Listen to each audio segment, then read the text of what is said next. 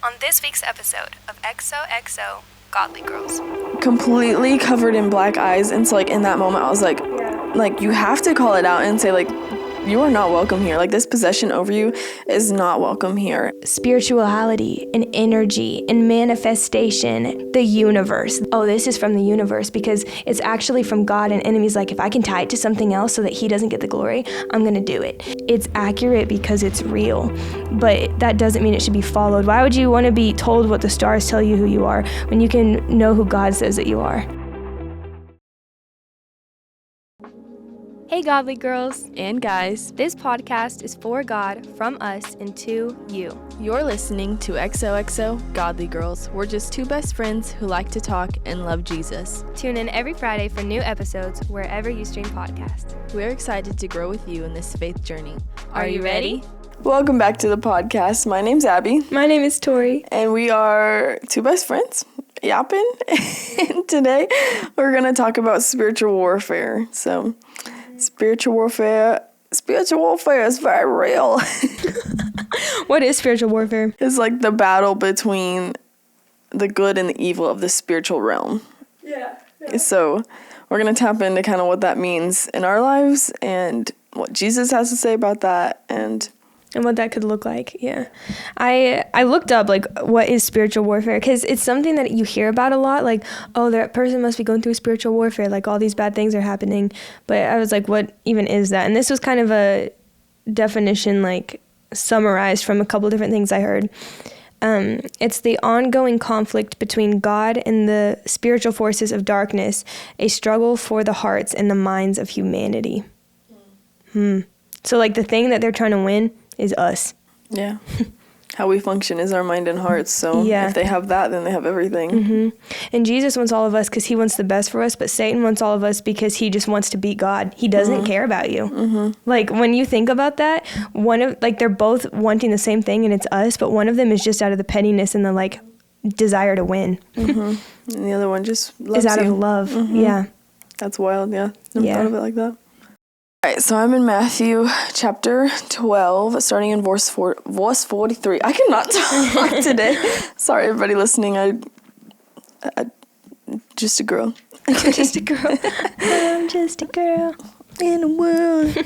All right, Matthew 12, starting in 43. It says, when an impure spirit comes out of a person, it goes through arid places seeking rest and does not find it. Then it says, I will return to the house I left. When it arrives, it finds the house unoccupied, swept clean, and put in order. Then it goes and takes with it 7 other spirits more wicked than itself, and then they go in and live there. And the final condition of that person is worse than the first. That is how it will be with this wicked generation. Whew. What does that mean? So Jesus is talking about a parable in here. I think. I'm like 99% sure. But whenever he's talking about it, it's like, okay, here's my thoughts. So whenever we accept Jesus into our hearts, we are losing the impure spirit. Like, you become clean through Jesus. Jesus died for all of our sins. You become pure. And then there's like, we go through life and we go through highs and lows. And whenever you get to the low point, you're like, a lot of times people don't cling to Jesus, kind of how we talked about last week. Like, whenever you go through the battle and go through the low, it's not Jesus you're clinging to, it's the things of this world. And so when you get to that moment, your unpure spirit is looking for somebody else to go live inside of. And whenever it can't find that person, it goes back to the same thing, the same person that it was in, and it brings back darker spirits and more wicked than it was before, and it comes to live inside of you after you've became pure. And so like, I feel like that's why it's so important whenever you ask Jesus into your heart. No, you can't, like, Satan is not welcome back in your life. But like, impure spirits, I think the spiritual warfare like of this world, it comes to attack 7 times stronger than it was the first time, because it knows that you are a threat, because you are working for the kingdom of heaven. So like, whenever this impure spirit comes back, it may look like a death in the family. It may look like somebody hurting in your life. Like, it's just 7 times stronger than it was before, because you are a threat to Satan by winning over people to the kingdom of heaven. And so whenever that spirit is going and looking for someone else to live with and it can't find anybody, it's coming straight back for you, and you better be prepared because it's going to hit 7 times harder. That's interesting. I've never heard that scripture before. Really? It's twice. It's in Matthew and Luke. It's Jesus. So I have read it. I've just never. Isn't that crazy? Yeah. Because here's the thing, like, this is the hard balance to find. Like you said, Satan has no, like, access to you or To in your you. heart, yeah. Yeah, To control because I don't know. I mean, like, demon possession stuff is real. Like, you read it in the Bible. If you believe in the goodness of God and, like, that good spiritual side of it, then you have to believe in the evil too. And Jesus casts out so many demons from people. But if you have accepted Jesus into your heart and you have the Holy Spirit inside of you, no evil is welcome inside of you. Like, it's just not. But like we've talked about before, the things that you, like, allow in can allow those spiritual realm near you. So it might not be allowed to be in you, but it can be near you, and it can be tempting you. It can be hurting the people that you love. It can be doing things to try and pull you away from God because it's kind of ticked off. It doesn't have access to be in you anymore. So it will do everything outside of you to affect you. Yeah. It's not welcome in you, but it's going to attack everything around you to try to deter you from Jesus and distract you. I feel like that's my biggest thing with the spiritual, like, battle. Like, I see Satan distracting me a lot from reading my Bible or seeking the things of Jesus. And so, like, with my distractions, I'm just very busy all the time. And so, like, even leading up to wedding week this week, so many people have asked me, like, are you nervous? And I'm like, no, I haven't had time to think about being nervous or, like, have those thoughts. And, like, a couple months ago, somebody asked me, are you excited? Like, what are you most excited for to get married? And I was like, I honestly don't know. Like, I don't know. Like, I don't have anything to look forward to because I'm so distracted right now. I don't even see the end result. Like, I can't even look forward to that moment because I'm so distracted. And Satan wants that. He wants to steal the joy in your life and make you distracted. And, like this said, like, he's going to come back 10 times harder because Colton and I, we love Jesus. Like we prayed earlier, like, we want to glorify him through everything that we can, but Satan's going to attack 10 times harder because of what we can do for the kingdom of heaven. Mm-hmm. That's so true. It does come in different forms. Busyness is, I think, one of the strongest ones, because when there's trial and there's, like, trauma and temptation and all of these different things in your life, it's easy to pinpoint and be like, this is spiritual warfare. Something feels heavy. Enemy's out to get me. But you don't think he's out to get you when you're just distracted. You're like, oh, I've brought that on myself. Like, I'm just racking up my schedule. And that's the thing, too. This is the thing with spiritual warfare. There's so many people who are blaming stuff on the devil that they really are bringing on themselves. Like, oh, the enemy's out to get me today. Like, I didn't get that parking spot in the front. It's like, bro, the enemy is busier with way bigger things than not letting you get that parking spot. Not everything is spiritual war. Sometimes we have to take accountability. But I would say busyness, there are just so many distractions and things pulling for our attention all the time that is his biggest tactic, is to just fix your eyes on anything except for Jesus. And then you don't even realize how much time has went by, or you don't even realize that he's stealing your time, killing your joy, and, like, destroying your hope and your happiness. You don't even realize because you're just so overwhelmed. Mm-hmm. Yeah. And I think we have to be careful too, because even though it says, like, it comes in 7 times stronger, the devil's smart. Like, he's beautiful. He's easy to, like, he has great schemes. He's a good player, you know, like, and so he's going to come in small and he's going to come in light, and then it's going to become harder and harder and harder. Like, the spiritual battle is going to become very much worse than where it started, because he's going to come in, like, the simple distraction of, like, oh, I can go work 2 times this week, like, extra, you know, and then next week it's like, oh, I need to make a little more money, like, for the wedding or for the honeymoon, like, and then it's gonna be like, okay, next week I can do 3 days. And then, like, there was a time where I think I woke up at, like, 6 a.m. and I didn't go to bed until, like, 11 o'clock at night, because I was just working at so many jobs, and I was just like, oh my gosh. But, like, it started really small, and then I just kept adding and adding and adding. Yes, I might have brought that to myself, but, like, devil was, like, he knew what he was doing by, like, my thoughts. He puts it in front of you. Mm-hmm. Yeah, and he tempts you with the things of this world, and that that is pleasing, but like through that I've saw my joy has dissipated, and I'm just like, and I should be like the most excited ever. Like I am so excited to get married, but like I should be so happy and so joyful right now, but like it's just been a battle leading up to this, and I'm starting to find it like the week of the wedding, but I should have had this like a couple months ago, and so he does come in small little things of this world, and then it just builds and builds and builds. That's good, because he does that exact same tactic with temptation. The sins that I found myself drowning in were not things that I started off drowning in. I started dipping my toe in the water, thinking like, this isn't as bad as this, or like this, I can, I'm like, I can stop this. I'm strong enough. Like, you know what I mean? Maybe I'll just try it this once. And I think he's so smart with the things that he places in front of you and the pride that he builds in you of, I'm not going to be like other people. I can just stop this. But it's just slow and gradual until it's not, and it is heavy all at once. And you're just like, how did I get to this point? Yeah, I think what you said in there where it said, I'm strong enough. Like we had to talk with our girls before, and we were talking about sexual temptations, and they were like, well, I'm different. I'm strong enough. And apart from the blood of Jesus, you are not strong enough. And so whenever you start placing yourself as in like, I can do this, I can do it. Like that was me for a long time. I can do it. And then as soon as you start saying, I can do it, you can't do it. There's no way you can do it because Satan is way stronger than you in your flesh. Without a side of Jesus, you're not going to make it. You have to have him as your cling of hope and to pull you through those battles. Yeah. So true.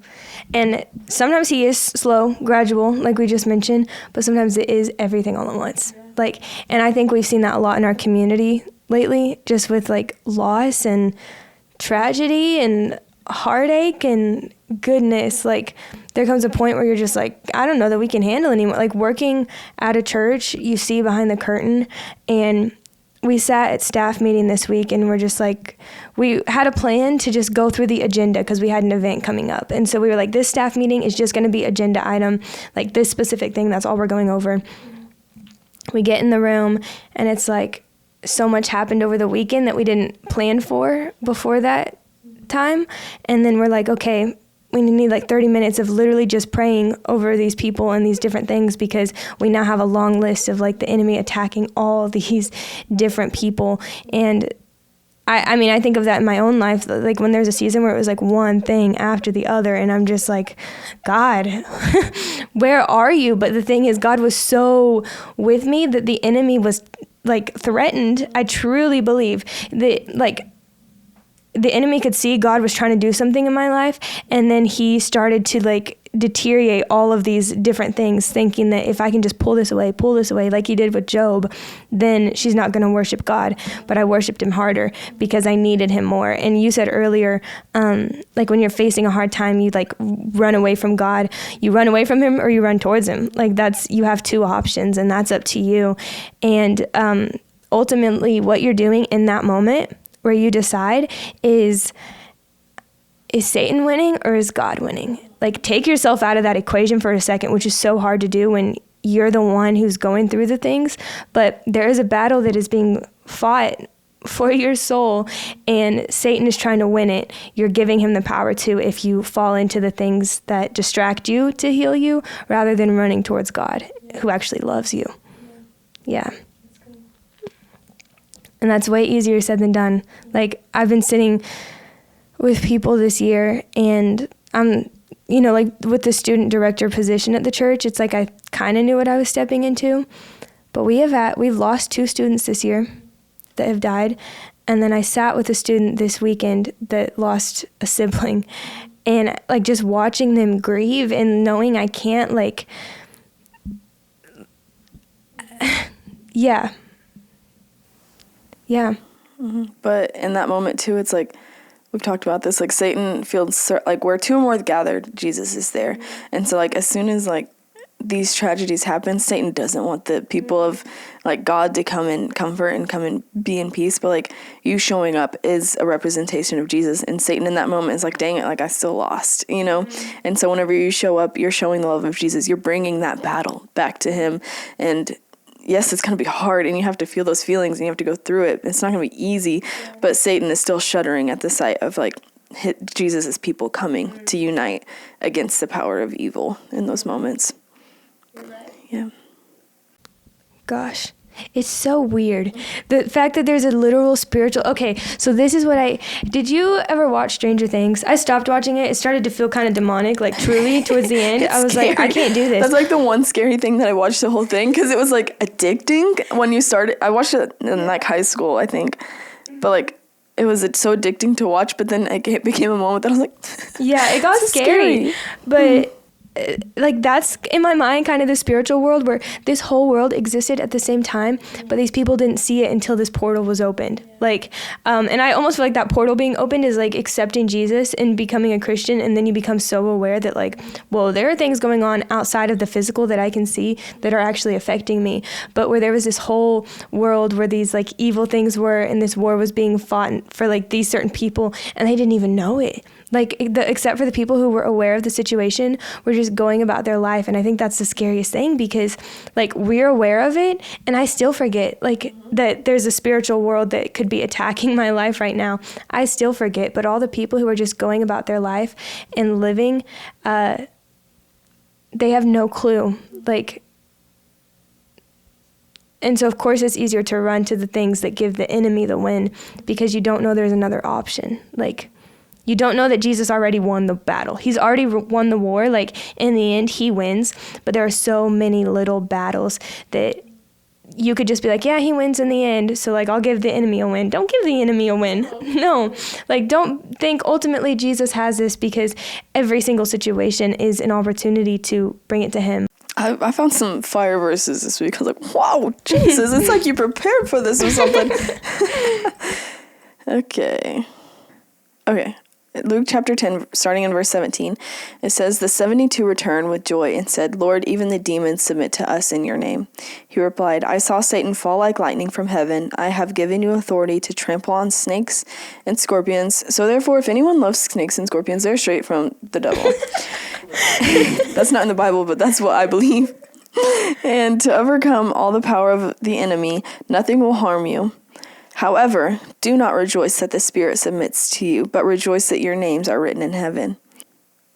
Oh, Satan doesn't get the win.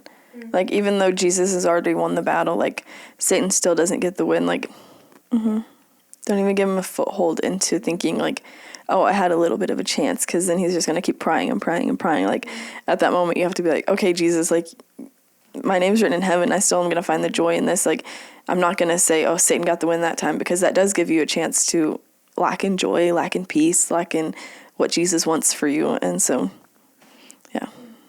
I don't have anything else about that, but it was just really good. No, that is good. I think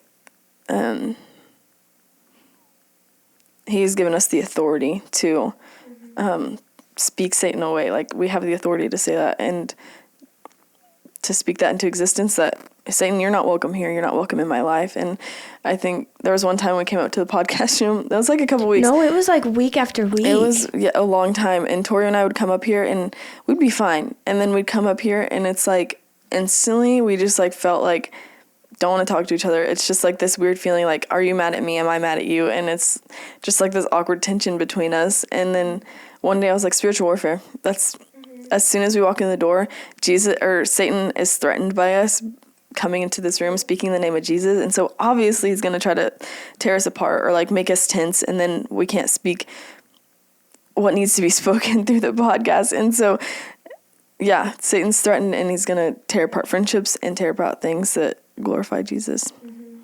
Yeah, you were literally like, are you mad at me? And I'm like, I thought you were mad at me. Like, and it was just this unexplainable feeling. The moment you said spiritual warfare, though, it's like we acknowledged the fact that there was something beyond us, and ever since then it's been shut down because we're like, oh, we are not giving that a win over our friendship, over this podcast, over anything. But you do have to acknowledge it. You have to call it out. And the other thing is, so many people say that, like, Satan is out to get me, or the enemy is out to get me, specifically at him. Satan is not as powerful as God. Like, some people think he's the opposite of God. Like, God rules heaven, Satan rules hell. No, Satan's getting sent to hell. Like, he does not rule over it. He's only one being. He can only be at one place at once. God is omnipresent. He can be everywhere all at once. So, yes, Satan is out to get people, but he only has the power to target one person at a time because he can't be everywhere. But there is a the spiritual world, and he does have a bunch of like demons and spiritual things that are out to get other people, and that's just crazy and scary. But you do have to be aware. And when you said call it by name, there was this time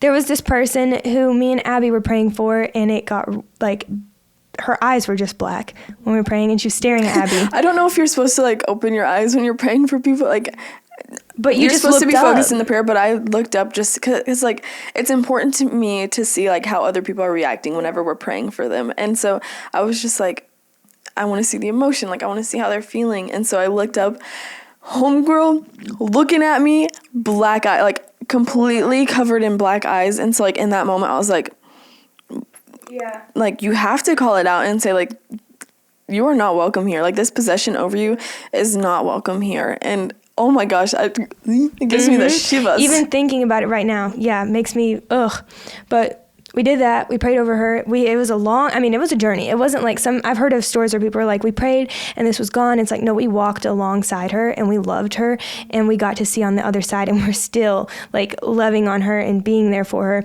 But it's hard too, like, because like as we love on her and show her the love of Jesus, it's like we still know that whenever she goes home, she's welcoming in that thing. She is. And like through the books and through the movies books and the music and everything that you are reading or doing and pouring into your life, like you can accept Jesus and have him in your life, but the presence of the enemy is still around you and still welcome if you let it. And so like if you're welcoming it in, you're not going to be happy. Like you're not going to have the joy or the presence of Jesus. You're going to have the hate and the temporary satisfaction of Satan. Yeah. And it's like we have Jesus and we know that whatever is going on there is terrified of what we have, but whatever's going on there is trying to scare us too.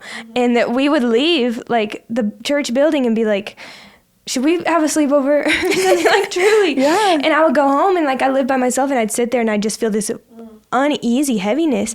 And it was around this time I was like starting to get back with my struggle where I had with lust for a while. And I remember one night I was like just rebuking stuff in the name of Jesus. I'm in my room, I'm like, spirit of lust, you are not welcome here. Spirit of masturbation is not, like I'm literally calling things by name. And then I said the name that she had said. And I said, if there is a spirit by the name of like this name, I don't want to say it and call this person out. I said those words. And then for the first time, my room felt like lighter. And I'm like, something had literally followed me home because I welcomed it in through my love for her and like really trying with her. And you got to try, like I will go to war for her because I love her. I'm on Jesus' side, winning for her soul because I love her. But something is really heavy on her side trying to pull her the other direction. But the fear that we had, it welcomed in that. It welcomed in that. Spirit to follow us, not to be in us, but to follow us and scare us and to shake us a little bit. Yes, that gave me goosebumps right now. I'm like shivering me timbers. Shivering in me timbers. But this stuff is so legit. Like, and that's why we felt the need to talk about it today, because sometimes you don't realize, like, man, why am I feeling this way? Or why is this so heavy? Like, because it's real. Because it's so real. Yeah. Whew. Yikes, Scoob. So,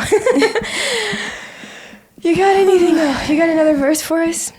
I just had one more like example. Okay. Fix that. I had one more example of like Satan coming in and trying to tempt and distract, and I think it's the greatest example is after Jesus' fast. Like after he was baptized and he took that step of obedience, as we all should after we're saved, immediately Satan came in and tried to tempt Jesus away from him. And so like Satan, he knows whenever you accept Jesus, and he knows whenever you become a threat to his kingdom and you start to become you start to try to glorify Jesus and follow him, he wants you in that moment. And so like you have to be on guard as soon as you like ask Jesus to come into your life, because it's so easy to turn back or to the things that you were doing or the things of this world. Like there's going to be bad things that happen and you're going to say, why me? Why now? And it's because you're a threat to the kingdom of heaven. Or a threat to Satan. Yeah. I said, You're a threat to Satan. I understood. Yeah. That this is a note that I had as I was kind of like looking through spiritual warfare stuff. this isn't anything I found. This is just something that I like thought of. So if it doesn't sound right, call me out, okay? But the spiritual warfare, like it thrives off of trauma. And so like I mentioned earlier, it's so easy when you're going through a traumatic thing to be like, I think he's out to get me. You know what I mean? And I think that that's so true because in those seasons, like they know that a traumatic experience is going to carry you through. So it thrives off trauma, but it lives in triggers.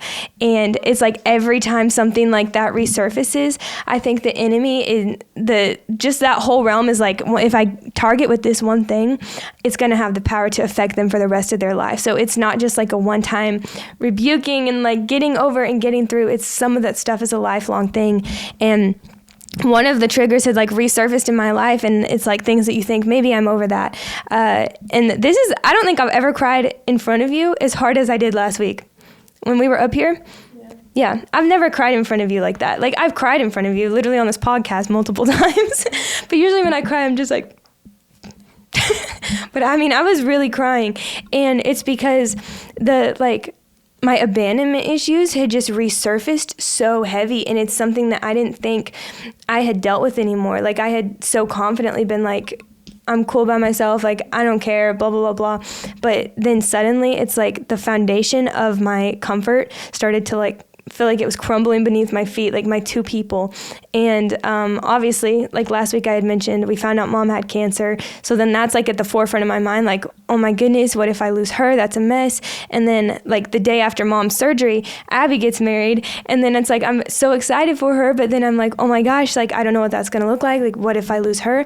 And then I'm just thinking, it's just me. Like, I'm going through all this alone. I don't know what to do. Like, and there's just this voice in my head that like I didn't know existed that's just like, you're going to be alone. Like nobody cares about you. Everybody's going to leave you. Everybody's going to die. And I'm like, where the heck is this coming from? Like, I know this isn't true, but it's so loud. And I've heard before that like, the enemy screams, he yells because he wants to pull you away, but the Lord whispers. Like he's a gentle and small voice. And so that truth, like you sometimes have to really look for it when you're going through things. And especially if like a trigger sets something off, then that feeling that you experienced is real. It is so real, but truth is realer. Truth is the truest form of truth. Truth is the truthest. Yeah, there's nothing truer than truth. And so when like your feelings are so real and heavy, you've got to remind yourself of truth. And I think of the first time that I like really experienced spiritual warfare, I was on a mission trip and I was worshiping and I was crying because everyone around me was worshiping and seemed into it and I wasn't. And a leader came up to me and was like, never forget this feeling, like remember this. And I'm like, the feeling I'm feeling is nothing. Like I'm crying because I'm not feeling. And I opened up, and then a whole group at the table with me opened up about how they were feeling the same way or not feeling anything. And then I was made aware of the spiritual world, and they were like, hey guys, this is like many of your first mission trip, right? And we were like, mm-hmm. And she said, well, when you push against darkness, darkness pushes back because you're in a spiritual war that you aren't aware of until you start fighting it. And then things start to become heavy. And like when she said that, it made so much sense. But I meant to bring my journal, my prayer journal. It was on my first page, and it was like, God, I am so confused because I know truth. Like I know you are this. I know that like you are the healer. You are the provider. You are the perfecter of my faith. You are like love. You are joy. You are peace. I know all of these things. But then with everything I knew was true, I wrote something that I felt. So like, this is what I know is true, but right now I'm feeling this. And then at the end, I'm looking at it and I'm like, everything that like I have placed God on, the enemy's trying to make me feel like he isn't anymore. And then I hadn't felt it that heavy until recently, where I'm like, I know the Lord will never leave or forsake me. So why on earth would I feel like I'm ever going to be alone or abandoned? Even if everyone I love in my life was gone, I know he's never going to leave or forsake me. So I have to come back to that truth, because the enemy was screaming at me, being like, you're alone. I'm like, bro, I don't even care to be alone. Like, why am I so upset right now? Why am I crying? Me sitting right there like, I'm with you, man. I know. And you're right there. But it's so dangerous, because when you're in like that, and it's not in the physical, it's like the mental and the spiritual stuff that's going on, and you don't even know how to explain it. It's like my first defense, my fight is deflect. Like, Shut down. that's my Get comfort out. to do it, and you know that. So that's why it was so hard for me to tell you any of that, because I just shut down. Like, I'm like, okay, let me just push everyone away before they have the chance to, like, let me respect Abby's space by, like, never seeing her again. And I'm like, God, she doesn't want that. Like, that's not respect. Abby was like, are we still best friends? So then she's crying. I'm like, dang it, I didn't want to hurt her feelings. But I just wanted to protect myself from being left or, like, abandoned, because my dad, like, placed that in me from the time I was born. And then my papa died, and he was, like, the one guy who never left. So it just was a reminder of, like, That's the one other time you've cried a lot. yeah, you're right. You're Sorry. right. No, but and that's what it brought up. Yeah. That's why, because it was just a reminder. Like, cancer was how I lost Papa. Hearing that name with my mom was like, no. So it's like literally the two most the two most traumatic things that had, like, shaped me was abandonment from my dad, and then leaving from my grandpa. And I felt like Mom might be leaving and you might be abandoning. So it's like fight or flight. I'm like, yeah. And Jesus is like, no, chill, rest in me. Like, we're gonna be good. But it's real. That spiritual stuff is so real. And I think it's easy to use your defense. Like, whenever you've been through it, it's easy to go through the things and be like, all right, I'm out. Like, as soon as it hits, I'm out. But, like, you have to be able to be still and listen to Jesus' whisper, because if you're not, you're just going to live in that discomfort and ruin some good things that are, like, good for you and what Jesus has planned for you. But it's not easy. So hard. Yeah. Yeah. When is a time that you feel like you dealt with spiritual warfare the most, or, like, bringing up of, like, a trigger trauma? It could be literally anything. I think one of my biggest ones was my relationship with Colton, because Colton is the greatest guy I've ever met, and he just loves, I don't know, he's just the greatest guy ever.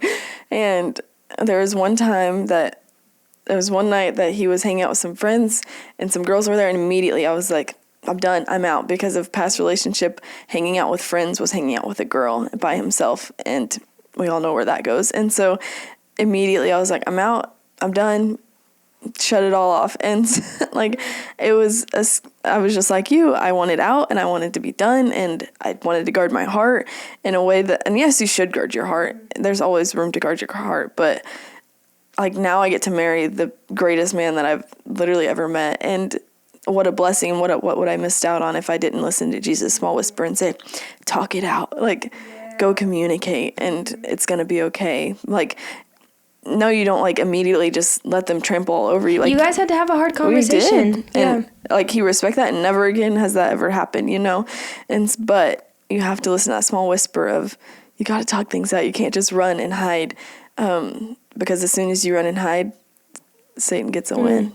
I think he was already in, because, like, think about how the small whisper was saying, you got to talk it out, but what was the loud voice saying? This is exactly the same. Like, this is horrible. Go away. Don't let this happen to you again. Don't be stupid. Like, you've been fooled once. Don't let it. But that's because he knew, no, this relationship's actually going to bring glory. Like, let me try to put my foot in and then steer her away, because you and Colton have, like, one of the healthiest relationships that I know.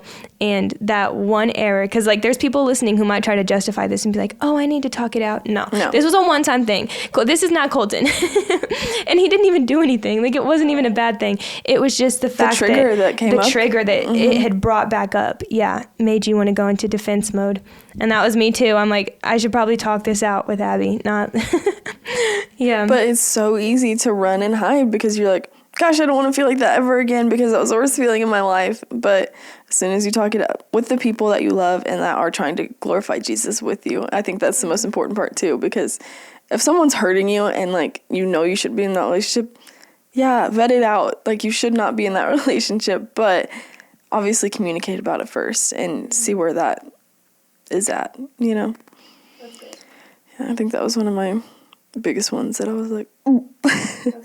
Yeah. How do you know if it's spiritual warfare or if it's like is everything's, I don't know. How do you know if it's spiritual warfare? I think you know if it's spiritual warfare if you have Jesus in your heart. And because the enemy doesn't want you if you don't have Jesus, or he already has you if you don't have Jesus. You know what I mean? And so, like, the people who are just going throughout the world, they're living in the earthly things and they're enjoying it, and it's temporary, but they don't understand the love of Jesus because they've never had that, you know? So Satan already has the people that don't have Jesus, but when you have Jesus, it's like, yeah, you're constantly at battle. If you're trying to glorify him and constantly pursuing him, and you're not that empty household like I talked about earlier, like, Satan wants you, you know? And so whenever you become an empty household, yeah, it's going to be easier to follow Satan because his ways are tempting and they're pleasing, and he's an angel being. Yeah. Did you have anything on that? You had another verse? Yeah. It's about Satan himself. We don't like him. That guy is rude. He's so mean. In 2 Corinthians chapter 11, verse 14, it says, "And no wonder, for Satan himself masquerades as an angel of light." Yeah. Satan is beautiful. Like, the things of this world seem beautiful. Yeah. And it's an easy cover up for him. And as soon as you peel back the cover and you look, like, as soon as you fall into that temptation or you do the thing that Satan wants or the thing of this world, a couple days later you're going to peel that back and be like, ooh, like, it wasn't so beautiful. Like, Jesus is way more beautiful than this, you know? Yeah, I love how it says disguises himself as light, because when something feels dark and heavy, like, you know, like, oh, something's here. But if something seems appealing, and Jesus is the light of the world, like, the glory of God is described as radiant and, like, so bright. So the fact that he's disguising himself as the things that, like, we might think God is in, you have to, like, always be on guard, because he's sneaky. It's not always obvious. Like, he's not a liar. He's an almost truther. Like in the Garden of Eden, truly, he wasn't like, the words that he used and the tactics that he did to get them to sin against God wasn't, like, it made the thing just seem so appealing and made them seem like they knew better and deserved better than what God had for them. And that wasn't the case. But even like our story coming up here, like, it seems like nothing's wrong, but as soon as you address it, it's like, oh my gosh, we've both been feeling this way for months. Yeah, why have we not been addressing this? Yeah, exactly. And but it's just so easy to just think like, oh, there's something going on, like, in their life, and when you communicate it out, it is brought to light and against Satan, you know? Light is supposed to be brought to the darkness, not darkness to the light, because, like, some people get so uncomfortable. Like, if you're sitting in that small room, like, say that you're the person behind the door, and eventually just become so uncomfortable with the darkness that you open it up and you're like, finally light. But it's just like a false warmth of the real thing. Like, you're just exposing your wounds instead of healing them in there. Then you missed the opportunity to, like, I don't know. I just think of, like, we're doing that class right now on testimonies, where you have, like, a testimony or you have a complaint story. You have a rant, basically, event session. And the difference between those is the glory goes to God, and there's a turning point and there's a hopeful thing. I think when Jesus meets you in it, then you have that hopeful thing. Whenever you just, like, come out and you're trauma dumping on everybody and you think that, like, this is light, this is freedom, it's because you're getting a cheap thing of, like, a testimony, like, of the real healing Jesus wanted to do. And instead you're just exposing your wounds, and God is like, let me just heal them. Like, let me just mend them and be there for you. That's not for everyone to know yet. Like, that's on the other side of a testimony. Like, you're still hurting and you're still broken. And I know he's had to do that in my life time and time again. Heal the things in order for me to help other people. Like, I can't help them when I'm just, like, covered in the wounds all over. Yeah. Spiritual warfare. Have you ever had anything crazy weird, like, spiritually happen to you? What do you mean? Like, where you just thought, like, oh, that's Jesus? Or that's Satan? Yeah, like, either or. I remember a story my papa had told me where he was with some friends and they were all talking about, like, demonic stuff, like, just the scariness of it and the heaviness of it and how it was real. And then at the same time, he said that they all, like, looked at each other because they all felt this, like thing at the exact same time. And then they all just started saying Jesus, like, over and over and over again, because they're like, we have spent so much time talking about the like dark side of this that we forgot to acknowledge the light, and had welcomed it in literally just through their conversation. Yeah.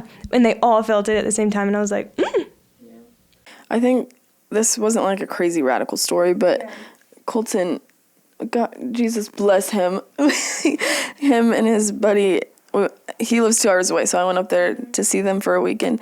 And when I was up there, they were like, let's go to the movie. And there was this new movie that came out, and apparently he read the description and it said like demonic, but we talked about this yesterday actually, and he was just like, well, when I was reading it, it didn't seem like had that much. But then I was like, you didn't tell me that before. Like anything that says the D word, I am out. Like I do not welcome that in my life. But we're watching this movie and like I can just like, I literally closed my eyes and shut my ears halfway through because I was like, I cannot watch this. Like this is terrifying to me. And it's like a lot of things scare me, but like demonic stuff, like I don't mess with it. I don't mess with it at all.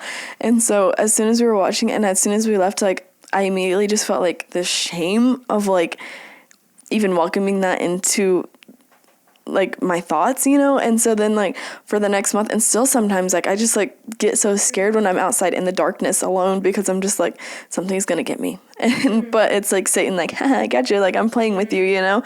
But like I shouldn't feel that way. But oh my gosh, it's just so scary whenever you welcome those things in, and it consumes your thought like all the time.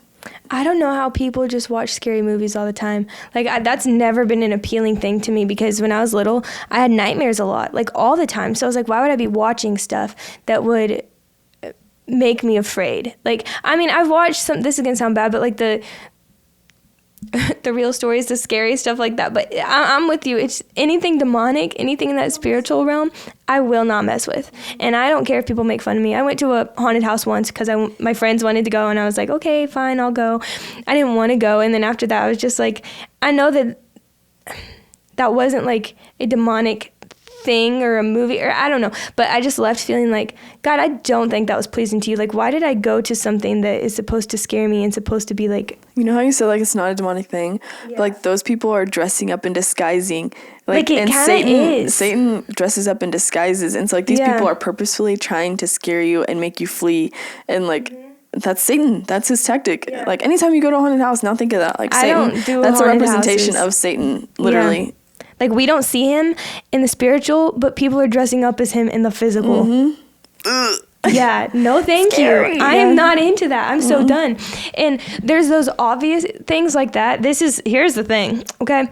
Those are obvious and, like, seeming kind of in your face, but our world right now is so heavy on spirituality and energy and manifestation and like the universe. That is so, it's truly, have you heard that? Like people are putting other things on God's name. Like I'm putting this out into the universe whenever like God is the maker of the universe. And so the things that feel spiritual and that you're tying to those things are actually the goodness of God, but the enemy is using it as like a disguise and like not wanting him to receive the glory. So like of course there are certain things that are aligning and you're thinking like, oh, this is from the universe because it's actually from God, and enemy's like, if I can tie it to something else so that he doesn't get the glory, I'm going to do it. So like God has made us energetic beings. Like there is truly energy in us to where we walk up here and we're like, something feels off.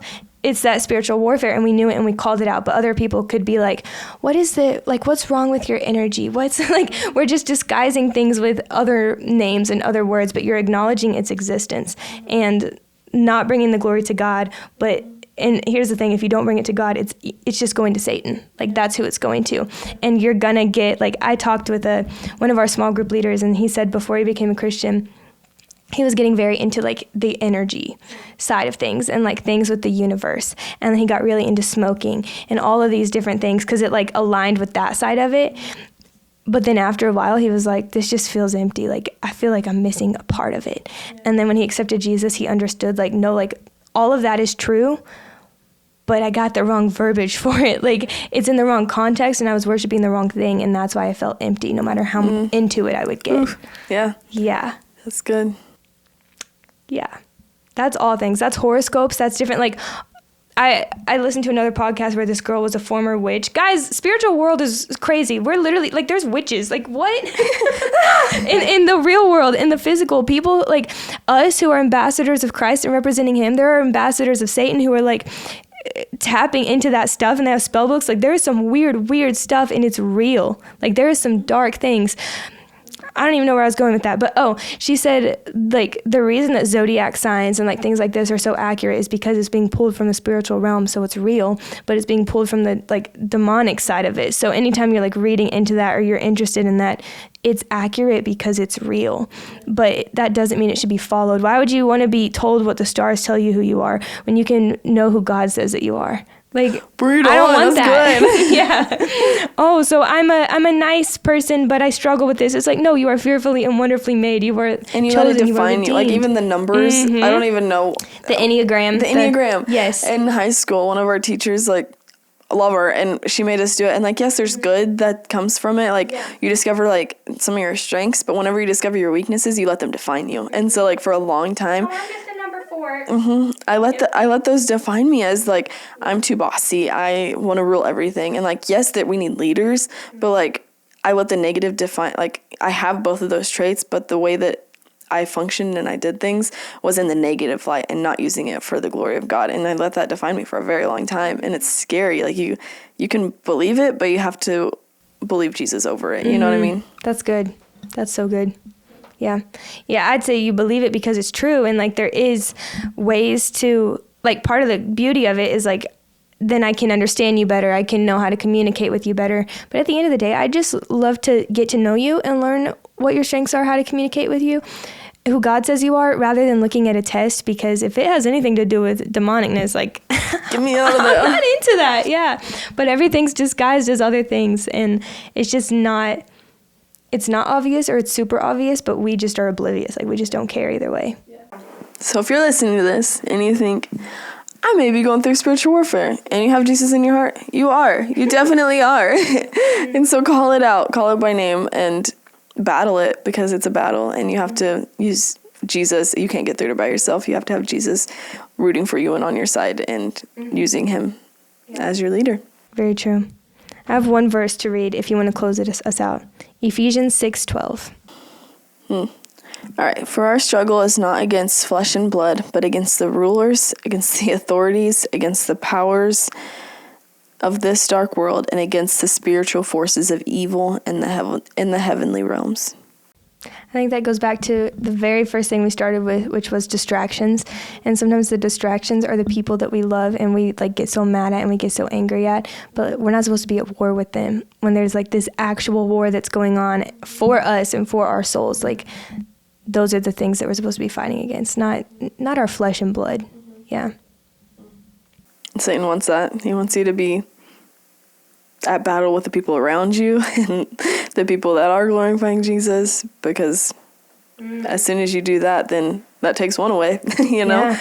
Well, he wants so badly to pull you from community. What was he just trying to do to me? Isolate me. Like, make me feel alone, make me be alone. And so if he can, like, make you mad at and tear you away from all the people who are right in front of you and who love you and who care about you, then it's just you and him. And that's what he wants. Not just because he wants you, God wants you. Like, sometimes God will take you to seasons where you're alone so that you learn his love and you understand, like there was a season where God, I think, drove me into being alone that brought me nearer to him and closer to him. But the enemy doesn't want to be closer to me. He just wants to pull me away from everyone I love and pull me away from God. So, like, he wants to isolate you and make you feel like you're fighting this battle alone. And that's funny because people use that terminology all the time. Like, I just feel like I'm fighting this battle alone. What battle? The spiritual one. The spiritual battle, and you're not supposed to fight it alone, so don't let him And you might be fighting you. it alone, you know? And whenever you don't have Jesus, you are fighting it alone. Or when you don't have community, you are fighting it alone. And you need that. That's what you need to help prevail through that. Like, there was, whenever we talked about that story earlier, and, like, trying to get out of that relationship, I remember you texting me and saying, there is a whole army praying for you right now. Like, there's no way Satan is winning through this. Like, I distinctly remember that. And, like, whenever you are going through a battle, you need your army fighting with you, because if it's just you, you're not going to win. You got to have Jesus and your people fighting with you. Mm-hmm.